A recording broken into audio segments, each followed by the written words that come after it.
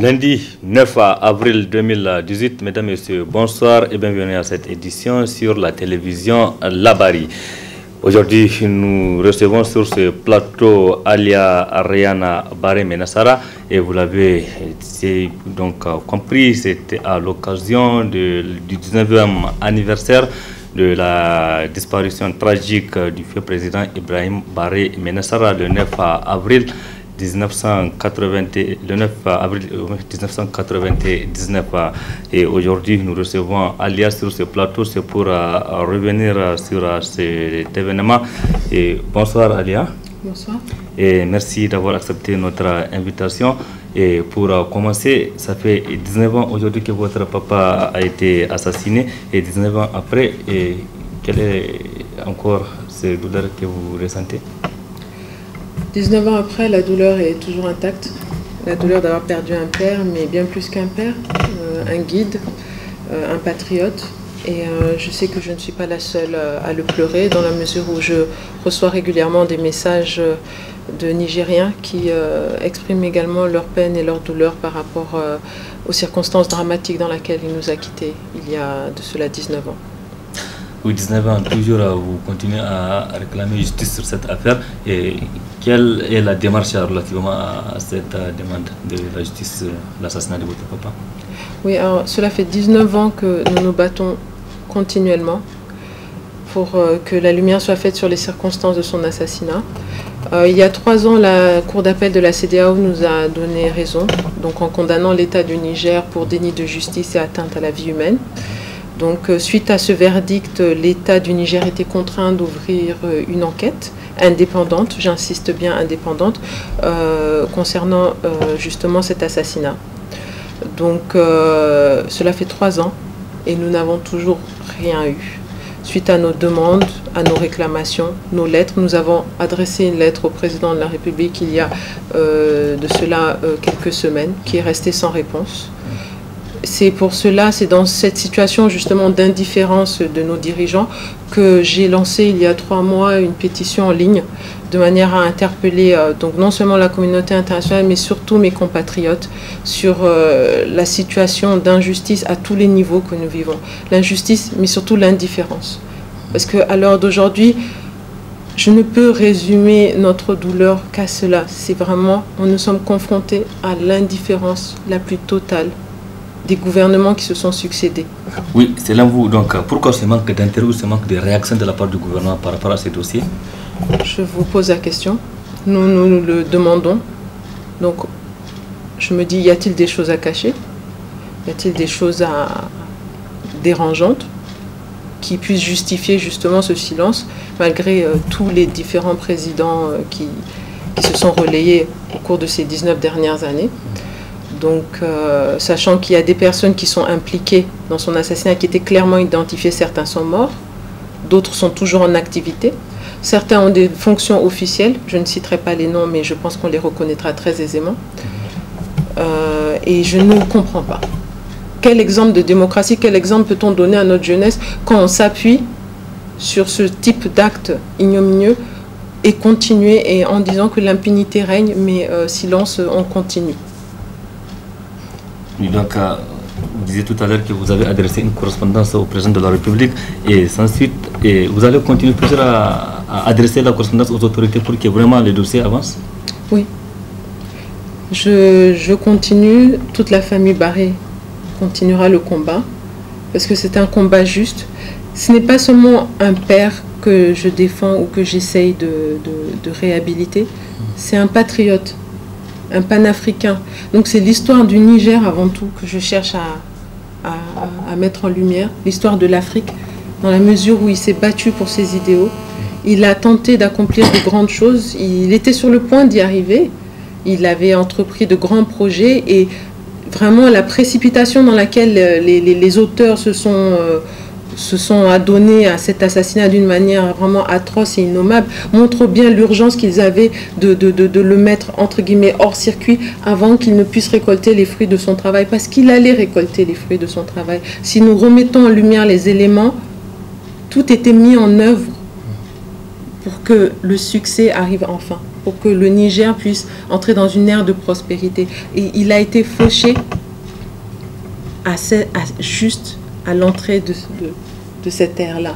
Et c'est ce qui nous rend le plus triste. Vous imaginez quand l'assassin récolte les fruits du travail de la personne qui l'a assassiné en toute impunité et qu'il continue?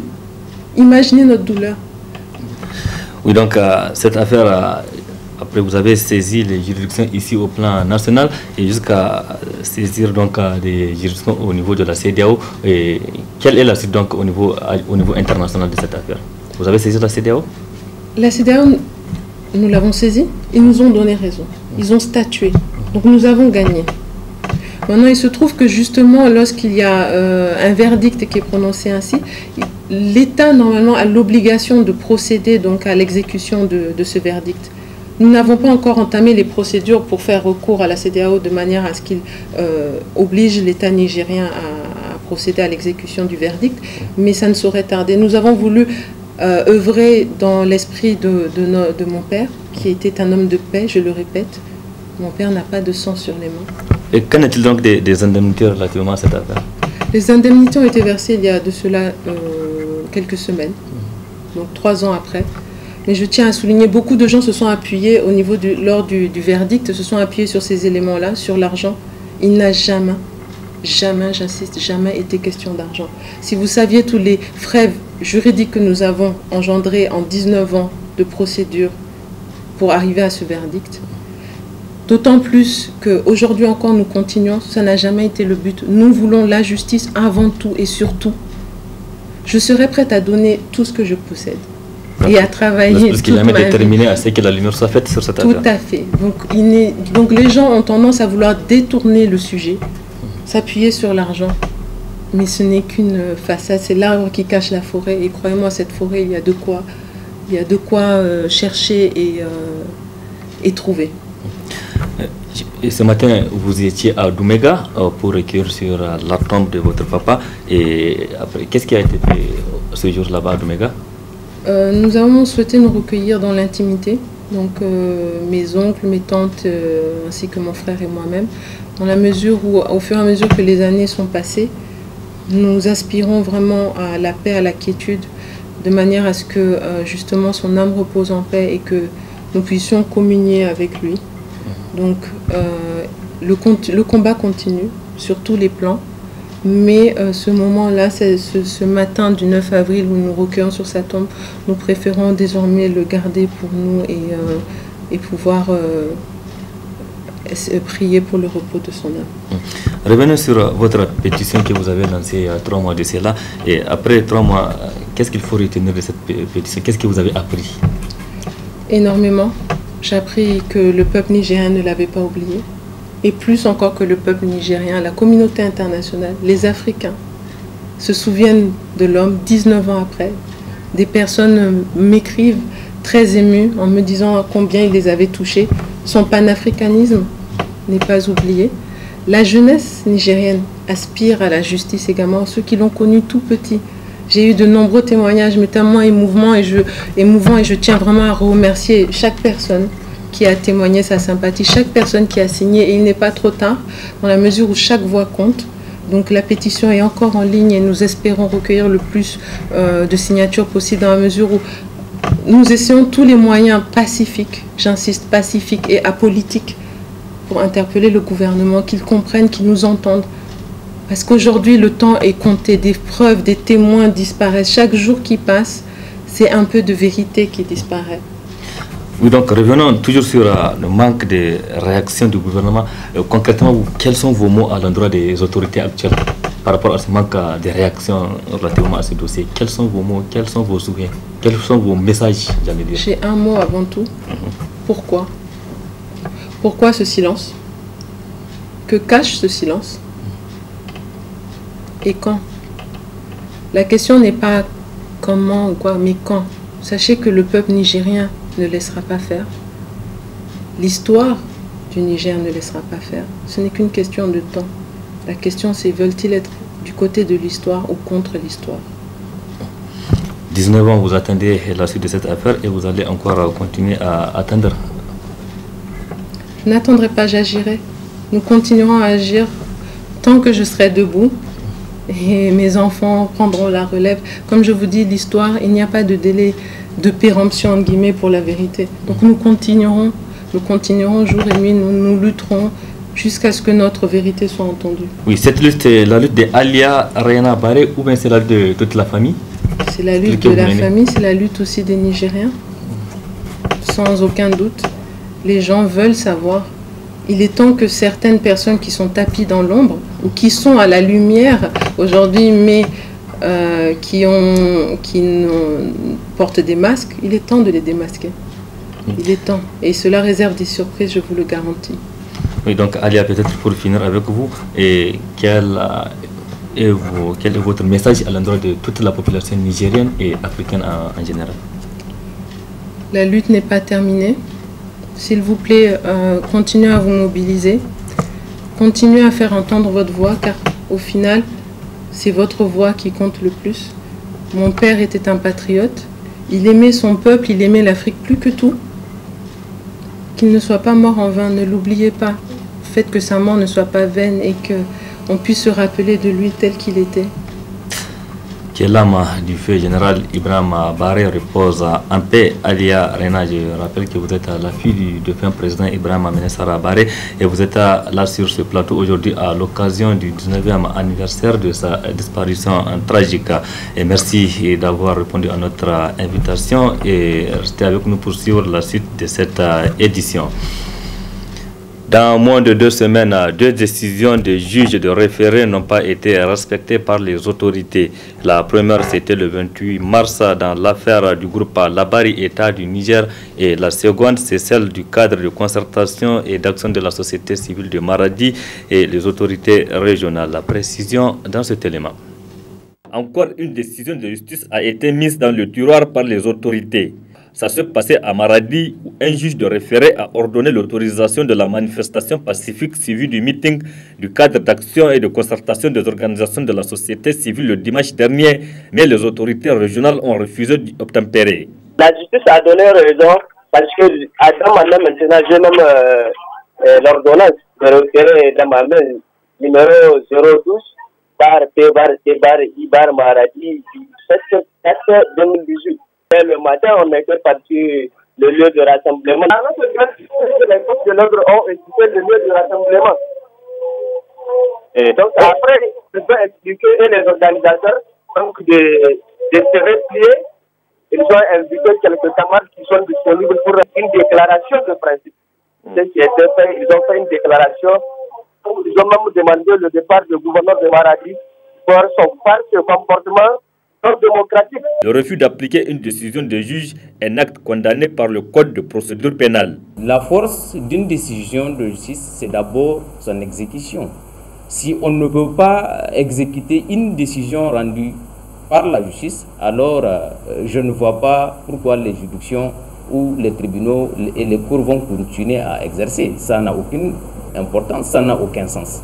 Ceux qui ont le devoir de prêter main forte à l'exécution de cette décision, s'ils ne le font pas, ils s'exposent à la sanction prévue à l'article 196, alinéa 3 du Code de procédure pénale, qui dispose tout dépositaire de l'autorité publique qui aura refusé de prêter main forte lorsqu'il en sera régulièrement requis pour l'exécution d'une décision de justice devenue définitive ou exécutoire sera puni d'un emprisonnement de 6 à 2 ans et d'une amende de 10 000 à 20 000 francs CFA. C'est un comportement qui est érigé en infraction à la loi pénale. Si aujourd'hui, les personnes investies par l'État de certains pouvoirs se rigent en rebelles contre les règles édictées par l'État lui-même, alors là, il y a un problème. La force du juge, c'est de rendre une décision. Mais s'il la rend et qu'elle ne vaut rien, alors lui-même, il ne vaut rien. Le non-respect des décisions des juges qui prend de plus en plus forme sous la 7e République commence à inquiéter les citoyens. C'est un acte vraiment déplorable. Nous, en tant que citoyens, aujourd'hui, la justice tranche et quelqu'un aussi, on peut dire, ils ont le pouvoir, ils ont empêché les gens de marcher. Le recours de Nigériens aujourd'hui, c'est la justice. Tant que l'appareil judiciaire vraiment si on peut le dire, il donne des instructions conformes au texte en vigueur dans ce pays. Le pouvoir refuse d'exécuter. Vraiment, si on peut le dire, donc c'est pas la démocratie. Entre le 28 mars et le 7 avril dernier, 2 décisions de juges de référé ont été piétinées par les autorités au Niger. Le 28 mars, le juge de référé avait ordonné l'ouverture du groupe de presse Labari, mais cela n'a pas été fait dès l'immédiat. Les travailleurs de la société de mines de Liptako SML exigent le paiement de 3 mois d'arrêt de salaire. Ce lundi matin, ils étaient en sit-in dans le locaux de la dite société pour porter leur voix plus haut à travers un sit-in suivi d'une déclaration. La déclaration que nous résume Nafissé Haya et Ibrahim Abdou. Le contentieux opposant les 2 actionnaires de la société des mines du Liptako, né du manque d'investissement de l'actionnaire majoritaire, a amené la direction générale à suspendre toutes les activités minières et aux travailleurs de la dite société d'accumuler plusieurs mois d'arriérés de salaire. À l'heure actuelle, les travailleurs de la SML et ses sous-traitants acquisent 2 mois et bientôt 3 mois d'arriérés de salaire. Actuellement, sur les 800 travailleurs directs et indirects, moins d'une trentaine des employés sont retenus pour les services minimums. Aujourd'hui, les travailleurs de la SML sont des victimes car rester 3 mois sans salaire, c'est périlleux. Le paradoxe est que les travailleurs ont produit de l'or censé être vendu et que c'est la recette de cette vente qui servira à payer salaires et prestataires. Malheureusement, pour un blocage de cette vente d'or par le ministre des Mines, toutes les activités sont suspendues. Retenez que depuis 2014, la SML ne vit que des recettes de ces expéditions. En tout état de cause, nous travailleurs de la SML demandons à notre direction générale, sous la responsabilité de laquelle nous avions travaillé, de nous mettre dans nos droits en payant nos arriérés de salaire et exigeons du ministre des Mines le déblocage de la vente d'or afin que les activités reprennent dans les meilleurs délais. Les travailleurs de la société des mines du Liptako ont enfin lancé un cri de cœur au président de la République pour prendre en charge la question de la société. Elle est au cœur de l'actualité au Niger. C'est l'expulsion de notre confrère de la télévision Bonferré, Baba Alpha. Une expulsion qui continue à susciter des réactions. Celle du président du parti PJD, Hakika Maman Hamissou, que je vous propose de suivre. La situation de votre confrère Alpha, Baba Alpha, moi quand j'ai lu la lettre du ministre de l'Intérieur, je ne sais pas, honnêtement moi je ne sais pas où j'étais. Parce que ce garçon-là, même si le pouvoir pense que ses papiers sont falsifiés, ce garçon est né au Niger. Il est né particulièrement à Niamey. Il a grandi au Niger. Il n'a aucune patrie en dehors du Niger. Je ne vois pas pourquoi. Pour quelle raison? Quel danger ce garçon peut représenter pour un État jusqu'à l'extirper et le jeter à la frontière? Et d'ailleurs, vous voyez, le Mali refuse de le prendre. Et les Maliens ont raison. Parce qu'ils disent qu'il n'a aucun papier justifiant qu'il est malien. Mais c'est que sur ceux qui l'ont fait, ils l'ont fait sur le dos du président de la République. Et je profite de votre micro pour lancer un appel au président de la République. Il est le premier à signer la table de montagne. Il est le premier à mener un combat pour l'intégration. Et récemment, il est l'un des premiers à signer la convention sur les questions de libre-échange. Et cet acte va ternir son image. Et je pense que je demande au président de la République, en ma qualité de son conseiller, de prendre les dispositions nécessaires pour faire rentrer ce journaliste et éventuellement corriger les erreurs qu'on a eues ou qui ne s'est pas passé. Parce que dans tous les cas, il mérite d'être nigérien. Et il le mérite parce qu'il est né au Niger, il n'est né nulle part. Donc, Cela, il y a des actes quand on les pose, ça ne vous sert pas. Ça ne vous sert pas.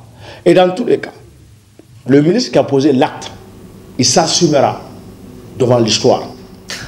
Rendez-vous en fin du journal pour suivre l'intégralité de l'entretien que nous a accordé le président du parti PJD Hagika.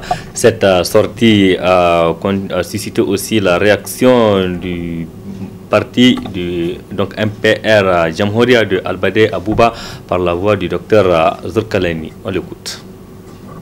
Je note que Maman Hamissou, par rapport vraiment à son intervention, est une intervention choquante et scandaleuse qui qualifie un parti comme le MPR Jamhouria de dissident. Dissident par rapport à quoi? Dissident par rapport à qui? Qu'il sache dire ce qu'il veut dire, mais dans l'ordre et dans la justice. Pas dans le déshonneur et dans le bafouillement des uns et des autres. Je dis et je lance un appel à tous les autres que le MPR Jamhouria, sur l'échec politique national, connu pour sa détermination dans l'œuvre de construction nationale, grâce à Dieu, grâce à son président, connu dans l'œuvre de la stabilité et de la tranquillité des institutions, s'il n'est pas payé, il peut être payé par le Tout-Puissant, le plus juste des justes que Dieu. Et par conséquent, je lance un appel une fois de plus pour que de tels agissements cessent. Et puis ce communiqué de presse de l'Union démocratique des travailleurs du Niger, UDTN, relativement au dernier développement des événements au Niger. L'UDTN exige du gouvernement la libération immédiate et sans condition de toutes les personnes arrêtées suite aux événements survenus le 25 mars 2018. Le respect strict des textes et lois en vigueur au Niger qui régissent le droit de manifestation par tous les acteurs du pouvoir comme ceux de l'opposition et de la société civile. La réactivation de l'ensemble des structures en charge du dialogue social et politique, CNDS, CTDS, CNDP, le comité interministériel de négociation. L'UDTN exige l'ouverture de négociations autour de l'ensemble des points objets de revendications à travers la création d'un comité inclusif prenant en compte l'ensemble des forces en présence. Exige aussi l'élaboration d'une loi rectificative de la loi de finances 2018, objet de contestation de son renvoi pour une seconde lecture à l'Assemblée nationale pour adoption. Le départ immédiat et sans condition de la base armée étrangère dont la présence sur le territoire nigérien n'a fait que démoraliser nos forces de défense et de sécurité, pourtant connues pour leur bravoure et leur détermination. L'UDTN demande aussi l'ouverture de négociations entre le gouvernement et le cadre de concertation des syndicats de l'éducation, notamment Synergie Cause Niger, SINASEB, CSE, etc.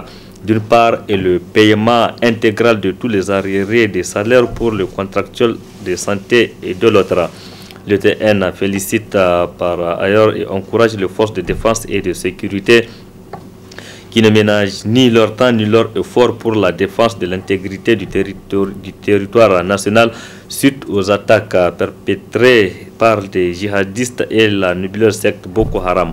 L'UDN demande au gouvernement de mettre à la disposition de nos forces de défense et de sécurité les moyens logistiques sophistiqués répondant aux exigences du moment afin qu'elles accomplissent convenablement la mission qui est la leur. C'était là donc le communiqué de presse rendu public ce jour 9 avril 2018 par l'Union démocratique des travailleurs du Niger, l'UDTN.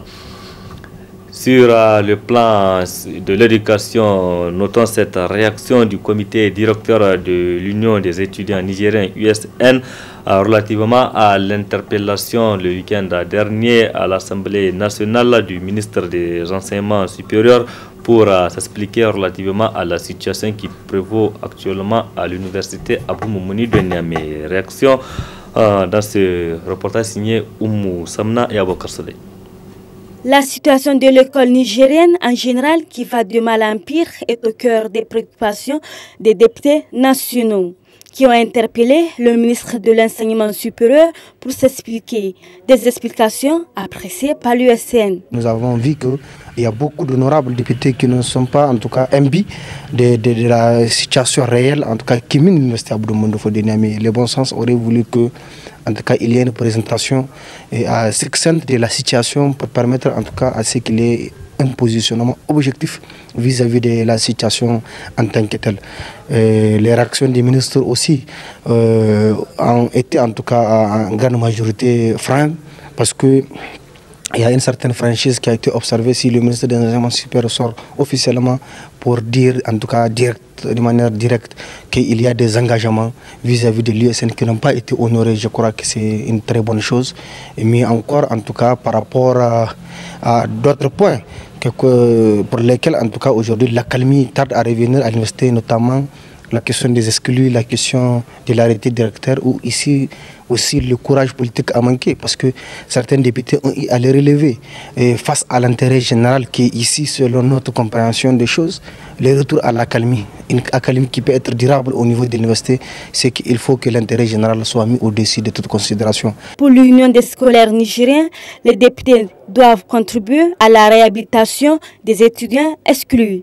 Convaincu que l'exclusion est le noyau de cette situation, le bon sens et le courage politique auraient voulu que les gens se mettent au-dessus et élèvent les débats, ils se mettent au-dessus des contradictions internes pour voir comment il faut véritablement songer à une formule, en tout cas exclusive, une formule qui vise l'intérêt général pour réhabiliter les camarades exclus. L'hémicycle aurait dû élever les débats à mon entendement pour permettre en tout cas la réhabilitation de nos camarades. Au deuxième point, par rapport à l'arrêté directeur, le ministre de l'Enseignement supérieur était revenu pour parler de l'article numéro 3, qui est aussi un article très liberticide de l'arrêté rectoral, pour dire qu'il sera cassé. Le gouvernement va écrire pour demander au recteur de suspendre de ça. J'ai dit au-delà de cet article-là, il y a d'autres articles que l'arrêté contient qui sont aussi liberticides, comme l'article numéro 3, qui doivent être revus. Donc l'arrêté directeur, il doit être cassé au fond, pour que toutes les mesures, en tout cas, qui contraignent les libertés, qui contraignent en tout cas un climat social stable à l'université, puissent être revues. Ainsi, l'USN reste plus que jamais déterminé à amener les autorités de revenir sur les décisions prises récemment par le Conseil de l'université. 16e jour de détention, ce jour 9 avril 2018, des acteurs de la société civile nigérienne dans plusieurs maisons d'arrêt de plusieurs localités. Il s'agit de Ali Idrissa du Rotab, Nuhu Arzika du MPCR, Moussa Tchangari de l'association alternative Espace Citoyen et Maître Lirwana Abdrahman lui aussi du MPCR. Ils sont arrêtés avec plusieurs autres personnes. Toutes ces personnes sont incarcérées dans plusieurs maisons d'arrêt. Je le disais, Ali Idrissa séjourne lui dans la maison d'arrêt de Filangué, Nuhu Arzika à Tilaberi, Moussa Tchangari et Tawalam et Maître Abdrahman Lirwana à la maison d'arrêt de Daïkaina. Ils étaient arrêtés le 25 mars dernier à la suite d'une manifestation à l'appel du cadre de concertation et d'action des organisations de la société civile nigérienne contre la loi de finances 2018. Cérémonie de passation de services ce matin entre le bureau sortant du Conseil supérieur de la communication CSC et le nouveau bureau. Cette cérémonie a eu lieu à travers la signature d'un document sur la situation du CSC. C'était en présence de nos reporters Arieta Sala et Chebou Guissou. La signature de ce document marque le passage de témoin entre le bureau sortant du Conseil supérieur de la communication CSC et celui entrant. Mais avant cette signature, les deux présidents ont tous pris la parole. Pour ce qui est du président sortant, Abdrahman Ousmane, il a, au nom du bureau sortant, souhaité les vœux du succès au nouveau bureau. Nous venons donc de finir notre mandat. Vous allez commencer le vôtre. Et en matière de régulation des médias, le Niger a une longue expérience, une riche expérience de 27 ans. Au cours de ces 27 années de régulation, il y a eu des écueils, il y a eu des ratés. il vous appartient aussi, avec toujours la même lucidité, de savoir déceler ces erreurs, ces écueils, afin de les éviter. Et c'est comme ça que vous pouvez consolider, d'une part, les acquis des équipes ou des conseils précédents, mais aussi bâtir votre propre ambition et mettre en œuvre cette ambition en tirant les leçons du passé. Je voudrais donc, pour terminer, vous souhaiter plein succès et vous souhaitez aussi... Dr Sani Kabira, le président entrant du Conseil supérieur de la communication, a déclaré qu'ils vont s'inspirer du succès de l'ancien bureau pour conduire à bon port la mission à eux confiée. Je vous donne d'abord la garantie que vous avez fait énormément de travail parce que j'ai aussi travaillé à vos côtés pendant 2 années. J'ai vu le travail exceptionnel que vous avez abattu parce que vous étiez une équipe très soudée, expérimentée et qui s'est sacrifiée. Je pense que nous devons d'abord nous inspirer de votre acharnement au travail, permettez-moi l'expression, pour que d'abord nous puissions consolider les acquis. Consolider les acquis. Ensuite, c'est d'essayer de parachever ce que vous avez commencé, que vous n'avez pas pu finir, et continuer encore cette œuvre. Et comme vous l'avez dit, le bureau est composé de personnalités de compétences variées et différentes. Je pense que nous nous attellerons à la tâche le plus tôt possible, Inch'Allah, pour que vraiment l'image, la bonne image et les acquis de la régulation au Niger, qui sert d'exemple un peu partout en Afrique, puissent garder ce dynamisme, pour ne pas dire consolider encore ce dynamisme. Ainsi, le nouveau bureau du Conseil supérieur de la communication qui vient de faire son entrée sera aux commandes de cette institution pour une durée de 5 ans. Suite à sa fermeture illégalement le 25 mars dernier, le groupe de presse Labari a rendu public ce jour même un communiqué de presse dont je vous propose de suivre la teneur avec Nafissa Hassan. À la suite de la journée d'action citoyenne du 25 mars 2018, vous vous souvenez que le groupe de presse Labari a été fermé aux environs de 22h heure locale sur instruction d'un général Dixi, le commissaire qui commandait la mission. Aussitôt informé, nous avons saisi notre conseil d'avocats qui a dépêché un huissier de justice pour faire le constat. Pour manifester notre bonne foi et par respect aux lois et règlements en vigueur au Niger, nous avons saisi dès le lundi 26 mars 2018 l'organe de régulation qui est le Conseil supérieur de la communication.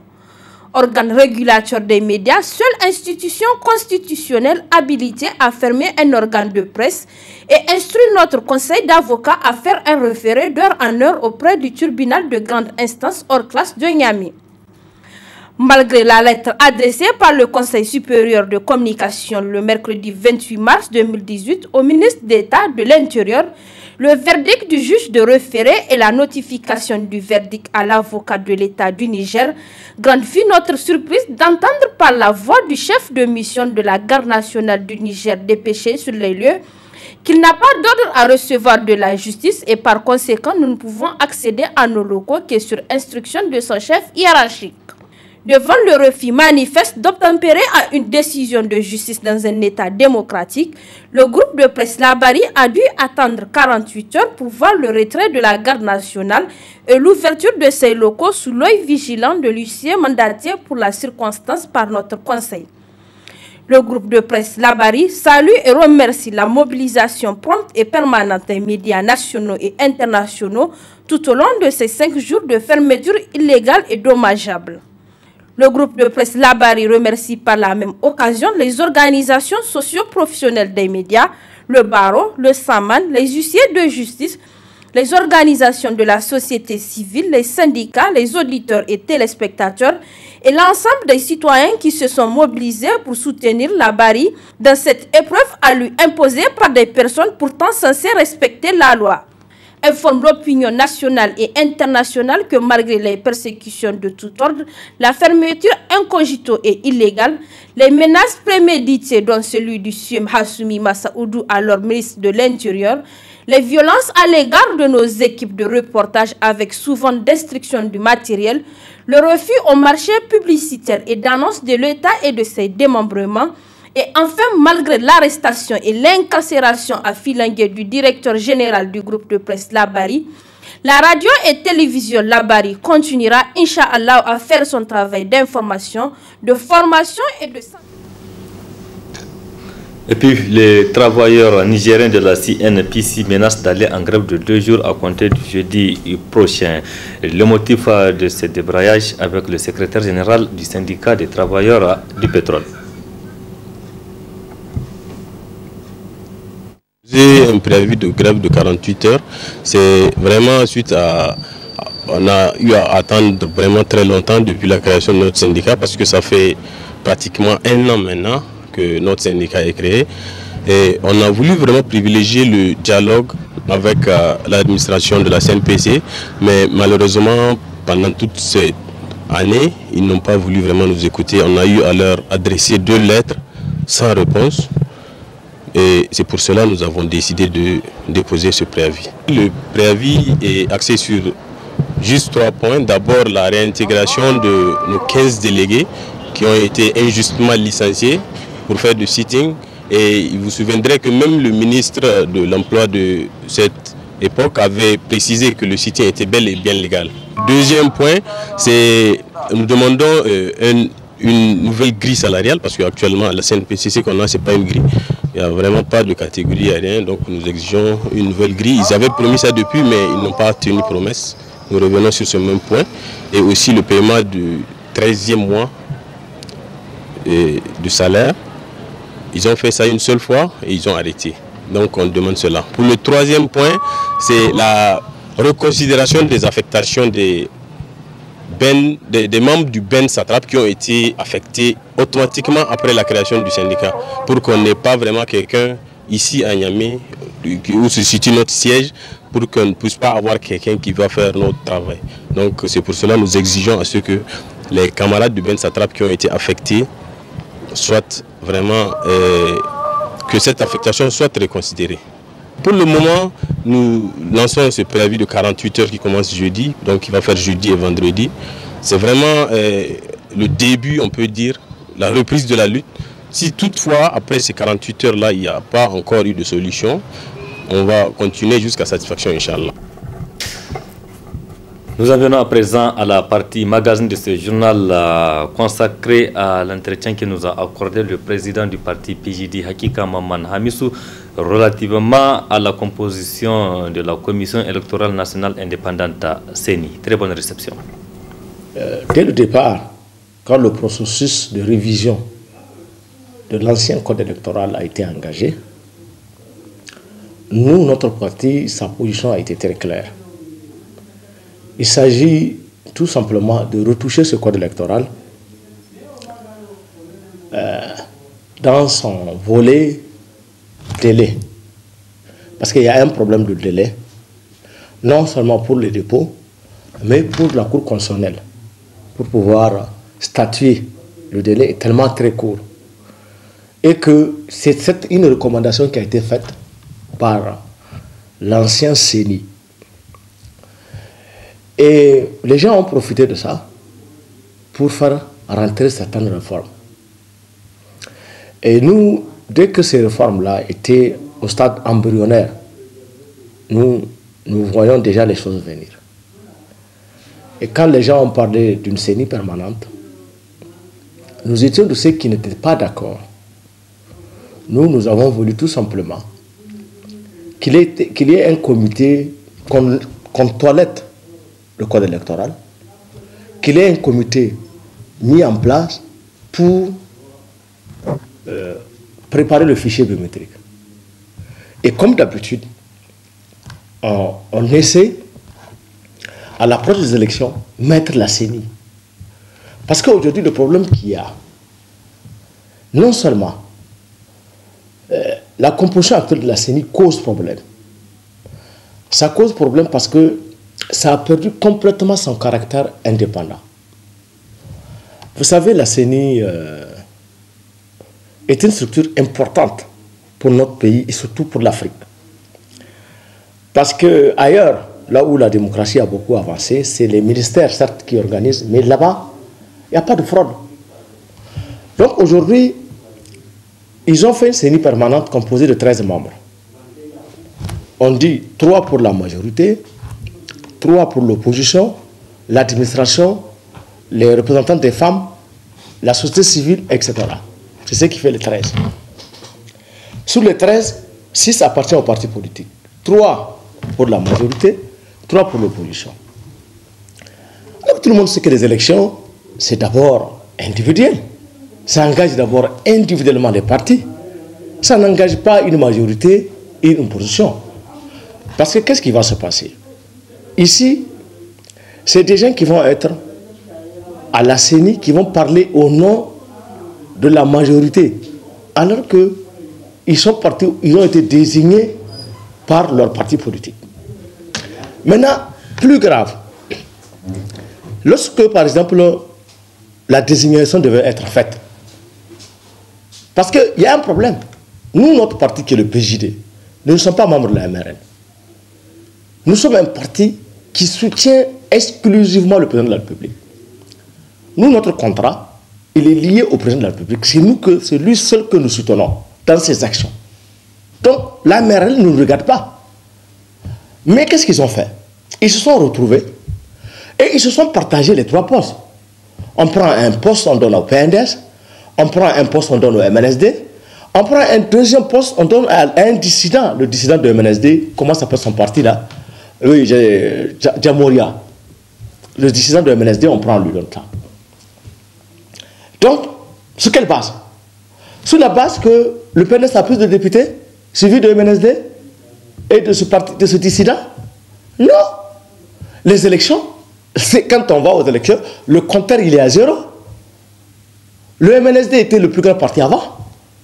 Le MNSD était le plus grand parti. Il a été, successivement, il a été déclassé.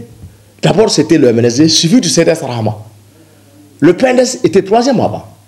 C'est les élections qui ont permis au PNDS, et on a constaté, il a déclassé le CDS Rahama, et il a fini par déclasser le MNSD. Et aujourd'hui, le MNSD est déclassé par le MANA. Le MNSD est un 3e parti politique. S'il n'y avait pas des élections, si les élections n'étaient pas organisées, est-ce qu'on allait constater ce genre de fait? Donc comment vous allez vous partager, vous seuls, les postes, et vous estimez que les autres, eux, n'ont pas le droit d'aller à la CENI? Pourquoi? Nous avons dit que nous n'accepterons pas cela. Les élections, comment vous pouvez même imaginer un parti qui va aux élections, il va au présidentiel, il va au législatif et au local, il n'a aucun représentant à la CENI. Sur quelle base? Pourquoi l'autre, lui, il va avoir un représentant et on va à une compétition dont nous avons les mêmes droits? Non, non, toi, tu as plus de droits que moi. Donc, il y a un problème sérieux au sein de ce nouveau code électoral. Et à part ça, la composition en elle-même inquiète les partis politiques. Depuis quand l'administration peut avoir un droit de vote? L'administration est censée être neutre. L'administration appartient à l'ensemble des partis politiques. Donc, l'administration ne peut pas avoir une voix délibératrice. Et nous nous connaissons. Aujourd'hui, ceux qui sont là-bas au niveau de l'administration, au niveau de la CENI, mais c'est les militants du PNDS Taraya. On les connaît. Par conséquent, à partir du moment où ils sont des militants du PNDS Taraya, comment peuvent-ils être neutres par rapport à des questions qui peuvent engager la vie de leur parti politique? Donc, voilà quelques raisons qui font que nous ne pouvons pas accepter ce code. Au-delà de ça, ce code n'a aucun caractère consensuel. N'oubliez pas que le CNDP, qui est censé accoucher un code électoral consensuel, ce n'est pas le CNDP qui a fait ça. Je suis désolé. Et lorsque nous nous sommes réunis au niveau du CNDP, notre parti est sorti pour dire que non, ce qui s'est passé là, ce n'est pas une réunion du CNDP. C'est une réunion de la majorité, plus nous, qui soutenons le président de la République. Donc par conséquent, il faut tenir compte des gens de l'opposition et il faut tenir compte des gens affiliés. Qu'est-ce qu'il faut faire? C'est qu'il fallait faire un consensus autour des questions essentielles Et la question du code électoral est une question primordiale. Vous croyez, sincèrement, ce qui est en train de se passer à la CENI, c'est du travail? Vous croyez que ce qui est en train de se passer à la CENI, ça, c'est du travail, ça? Vous croyez que les gens prennent au sérieux la CENI? Une CENI dont l'opposition est absente. Une CENI dont une grande partie, il faut le reconnaître, des partis politiques ne sont pas d'accord. Mais on va arriver à un blocage. Et très malheureusement, ceux qui travaillent pour ça, ceux qui cherchent par tous les moyens à ternir l'image du président de la République. Et nous refusons cela. C'est pour cela que nous estimons. Parce que, contrairement à ce que certains pensent, le président de la République n'est que le chef suprême.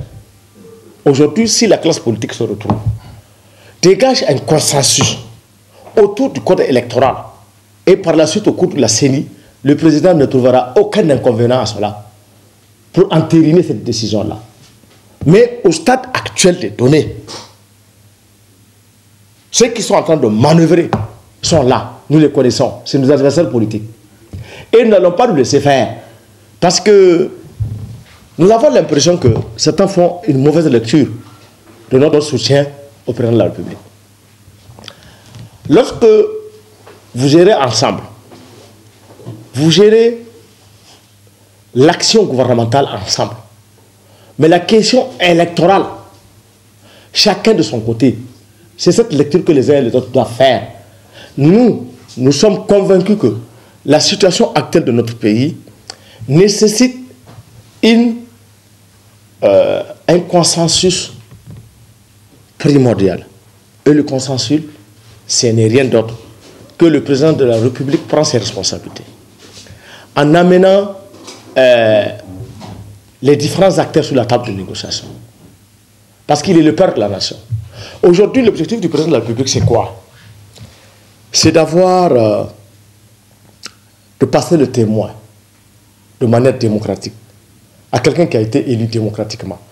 Et pour être élu démocratiquement, nous connaissons les conditions. Les conditions sont très claires. Il faut faire des élections libres, crédibles, transparentes et démocratiques. Et pour faire ces élections libres, crédibles, transparentes et démocratiques, il faut des acteurs crédibles. C'est-à-dire qu'il faut une CENI crédible. La CENI, elle n'est pas non seulement crédible, et elle n'a rien d'indépendant. Nous avons 3 ans devant nous. En 1 an, on peut faire un bon travail. Le code électoral, c'est quoi le problème? Il est simple, ce code électoral. Il ne souffre d'aucune ambiguïté. Ne pensez pas que ce code électoral-là, et ça c'est le nouveau. L'ancien code électoral, son seul problème, c'est le problème de délai. C'est-à-dire les dépôts et le recours au niveau de la Cour constitutionnelle.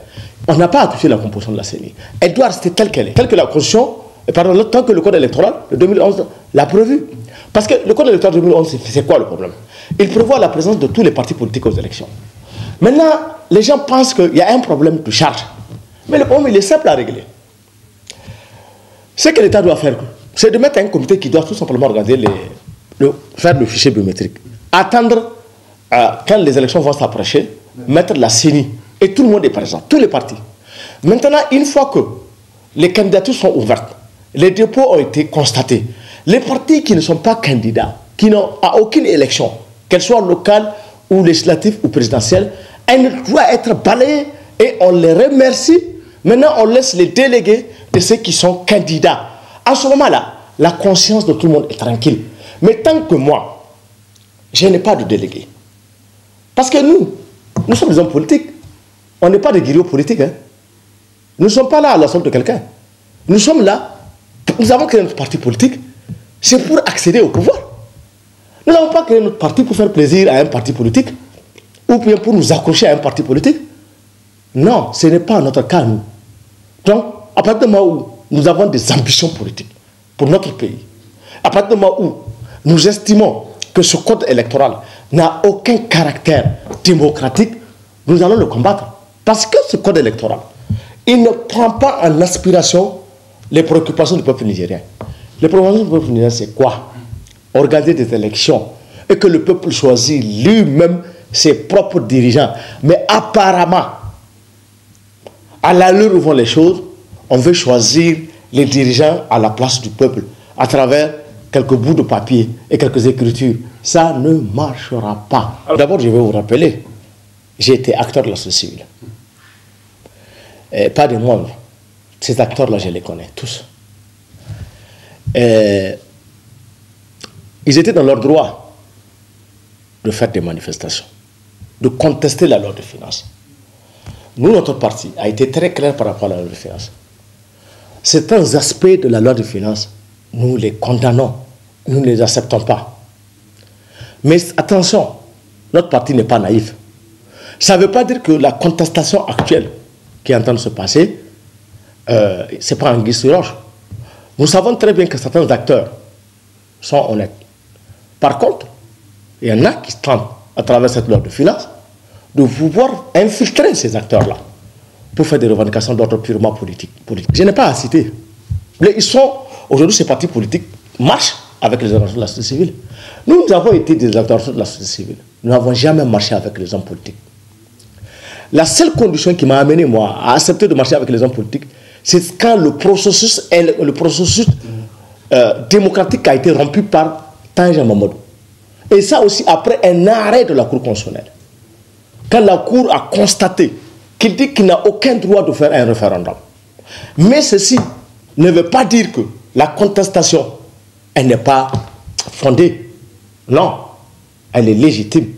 Parce que c'est que certains d'entre eux font des revendications d'ordre purement légitimes et au nom de ce peuple nigérien. Parce qu'il faut le reconnaître. Cette loi a des aspects qui fatiguent le peuple nigérien. Et ces aspects-là, c'est ça qu'il faut revoir. Et c'est cela que les acteurs de la société civile demandent. Pas autre chose. Mais on les a arrêtés finalement. Mais on les a arrêtés suite à quoi? Suite à une interdiction d'une manifestation. Vous savez, moi, comme je vous le rappelle, j'ai été acteur de la société civile. Je peux vous sortir ici, minimum, même s'il n'y a pas, j'ai plus de 100 ans, sans interdiction. Sans interdiction. Et tout ça, c'était dans le plan du pouvoir de m'amener à braver cette interdiction pour pouvoir m'arrêter. Ils n'ont jamais eu cette occasion. Ils étaient obligés par m'arrêter comme ça, mais ils étaient obligés de me libérer. Ils m'arrêtent, ils me convoquent, ils me libèrent. Donc ils avaient tort de braver cette interdiction. S'il vous plaît. Oui. Et ici, le problème, lorsque l'interdiction a été posée devant ces acteurs, ils auraient dû tout simplement être devant un juge qui doit trancher et qui doit les donner raison. En tant qu'acteur, en tant que dirigeant et en tant que leader d'un mouvement, il ne faut pas se laisser prendre et dans un piège inutile. Aujourd'hui, je ne dis pas que leur revendication n'a aucune légitimité. Je répète, j'ai dit la loi comporte un certain nombre d'aspects négatifs. Mais il faut avoir des démarches. Et il faut avoir, comment dirais-je, comprendre de fois certains pièges quand on vous le tend. La situation de votre confrère Baba Alpha, moi quand j'ai lu la lettre du ministre de l'Intérieur, je ne sais pas, honnêtement moi je ne sais pas où j'étais. Parce que ce garçon-là, même si le pouvoir pense que ses papiers sont falsifiés, ce garçon est né au Niger. Il est né particulièrement à Niamey. Il a grandi au Niger. Il n'a aucune patrie en dehors du Niger. Je ne vois pas pourquoi. Pour quelle raison? Quel danger ce garçon peut représenter pour un État jusqu'à l'estriper et le jeter à la frontière? Et d'ailleurs, vous voyez, le Mali refuse de le prendre. Et les Maliens ont raison. Parce qu'ils disent qu'il n'a aucun papier justifiant qu'il est Malien. Mais c'est que ceux qui l'ont fait, ils l'ont fait sous le dos du président de la République. Et je profite de votre micro pour lancer un appel au président de la République. Il est le premier à signer la table de montagne. Il est le premier à mener un combat pour l'intégration. Et récemment, il est l'un des premiers à signer la convention sur les questions de libre-échange. Et cet acte va ternir son image. Et je pense que, je demande au président de la République, en ma qualité de son conseiller, de prendre les dispositions nécessaires pour faire rentrer ce journaliste. Et éventuellement corriger les erreurs qu'on a eues ou qui ne s'est pas passé. Parce que dans tous les cas, il mérite d'être nigérien. Et il le mérite parce qu'il est né au Niger, il n'est né nulle part. Donc, cela, il y a des actes quand on les pose, ça ne vous sert pas. Ça ne vous sert pas. Et dans tous les cas, le ministre qui a posé l'acte, il s'assumera devant l'histoire.